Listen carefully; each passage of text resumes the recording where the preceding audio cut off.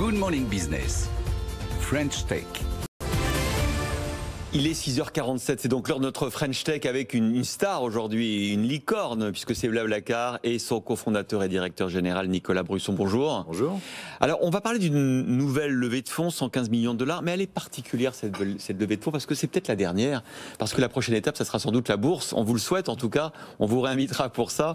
En tout cas, ce qui est intéressant avec cette somme considérable encore, mais à votre mesure, c'est que sans doute que Blablacar accélère encore son développement à cause ou grâce finalement à cette crise sanitaire, parce que vous avez beaucoup souffert, notamment en Europe, mais vous avez beaucoup moins souffert ailleurs, et que du coup maintenant vous allez mettre cet argent au service de votre développement international.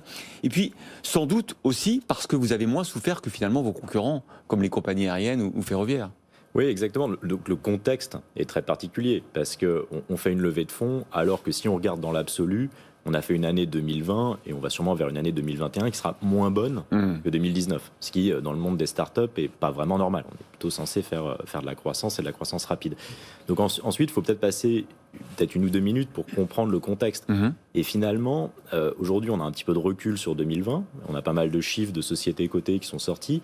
Et on voit que des sociétés comme Expedia, par exemple, qui représentent l'aérien, on est sur du moins 66% entre 2019 et 2020.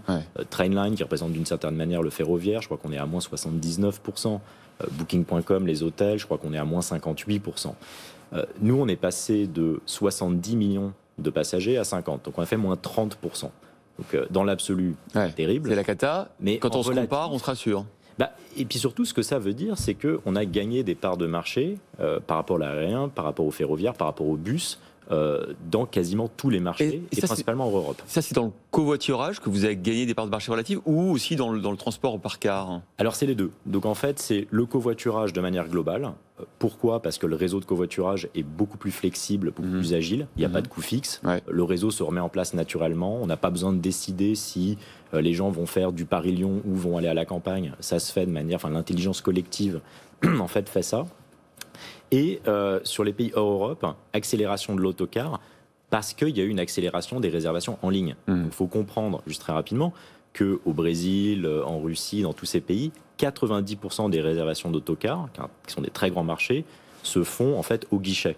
Et une partie de l'histoire Covid, c'est cette accélération du online. C'est-à-dire on fait tout en ligne, on réserve tout en ligne, le e-commerce, etc. Et le transport aussi. Et ça, c'est bon pour vous, évidemment. Et nous, c'est ce qu'on observe. Donc en fait, aujourd'hui, on est sur des croissances positives par rapport à 2019 dans ces marchés sur le bus. Pas parce que les gens voyagent plus en bus, mais parce que les gens réservent plus en ligne. Mais finalement, il y a eu la crise, certes, mais ça a accéléré une tendance qui était déjà existante. Est-ce qu'en Europe et sur le marché français, le marché était déjà à maturité, et donc vous vous développez ailleurs où là, il y a tout à faire? Oui, et pour nous, ce sont des plus grands marchés. Donc, c'est une évidence de dire ça. Il y a plus de gens au Brésil, c'est des marchés de transport plus grands. C'est aussi des marchés de transport beaucoup plus fragmentés. Donc, quand on regarde la Russie, le Brésil, ou on peut dire l'Inde, le Mexique, tous ces pays dans lesquels on est, il y a des centaines en fait d'autocaristes. Il y a pas, des fois il y a du train, des fois il y en a pas. Le Brésil, il n'y a même pas d'opérateur de train. Et donc, il manque clairement dans ces marchés l'application sur laquelle un utilisateur va aller pour réserver un ticket. Une agglomération des acteurs sur place. Il n'y a pas le Booking.com. L'agrégateur. Parce que vous avez vos propres cars et évidemment, vous offrez aussi l'offre des autres autocaristes de manière à vous les agréger, ces offres, c'est ça ? Oui, exactement. Donc ça, c'est ce qu'il faut comprendre, c'est que en fait, la France est plutôt l'exception. Enfin, la France ou l'Europe est plutôt l'exception, où on est une sorte d'opérateur virtuel. On travaille avec des partenaires.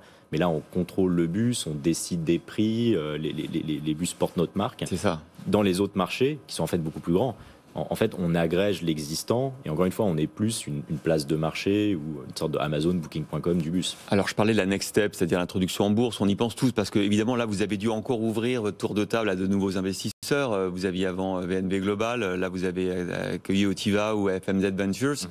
C'était dur, d'ailleurs, de réaliser un nouveau tour de table en faisant rentrer de nouveaux partenaires. Est-ce que c'est là où on se dit, bon, on serait quand même mieux en bourse parce qu'on pourrait un peu plus diluer? Oui, alors c'est marrant, c'est le tour de financement le plus rapide qu'on ait jamais fait. Ah, c'est vrai. Donc en fait, ça s'est accéléré. Il y a vraiment eu deux temps dans cette crise. Il y a eu le temps, j'ai envie de dire, de mars 2020, où tout s'est arrêté, jusqu'à en gros novembre. Et ensuite, en novembre, il s'est passé deux choses. Le vaccin, évidemment, qui d'un coup donne une idée perspective. De perspective, on voit la fin du tunnel, et l'IPO d'Airbnb. Et Airbnb a toujours été le cousin de Blablacar. On est sur l'économie du partage, on est sur des modèles communautaires très très similaires, des valeurs de marque très similaires. Et Airbnb a fait une IPO fantastique sur des valorisations, on peut dire, je pense, très bonnes. Alors que, comme vous le disiez, c'était pas une bonne année pour Airbnb. Non, mais c'est exactement la même histoire. Ils ont fait bien mieux que tous les autres parce qu'il y a cette flexibilité dans la plateforme, parce que leur inventaire s'est adapté à cette nouvelle demande et donc ça s'adapte beaucoup plus vite parce qu'on n'est pas contraint, enfin dans notre cas ça va être par des gares routières ou ferroviaires, eux ils sont pas contraints par des hôtels, donc finalement l'inventaire bouge rapidement. Donc, l'introduction bourse, vous y pensez quand vous vous rasez le matin quand même, non, maintenant? Oui, on y pense depuis le début. Ouais. En fait, la manière dont on réfléchit à ça, c'est on veut rester indépendant. Donc on veut rester indépendant le plus longtemps possible, voire toujours. Et finalement, ça veut dire un jour aller s'introduire en bourse. C'est pas ce qu'on est en train de faire en ce moment. Ensuite, est-ce que c'est la suite logique? Oui. Est-ce qu'aujourd'hui, les marchés boursiers sont plutôt ouverts pour la tech? Clairement. Je pense qu'il y a une fenêtre qui est ouverte. Est-ce qu'elle sera encore ouverte en 2022 quand on réfléchira à ça? On verra. Vous iriez où? Quel marché? On ne se pose pas encore ce type de questions, mais... si c'est horizon 2022, on y pense quand même, sérieusement. L'endroit, non. C'est-à-dire qu'en fait, c'est plutôt se préparer. Ouais. Et se préparer, c'est tout un tas de process internes. Mais, et ensuite, où est-ce qu'on va en bourse? Là, ça vous a valorisé quoi? 2 milliards, 2 milliards 3 à peu près? Alors, c'est structuré comme un convertible, une obligation convertible, qui en effet se convertit à 2 milliards ou à une discount du tour prochain. Donc oui, en gros, ça revient à ça. Merci beaucoup, Nicolas Brusson, cofondateur, directeur général de Blablacar, et bravo pour ce nouveau tour de table et ces perspectives insolentes, mais remarquables.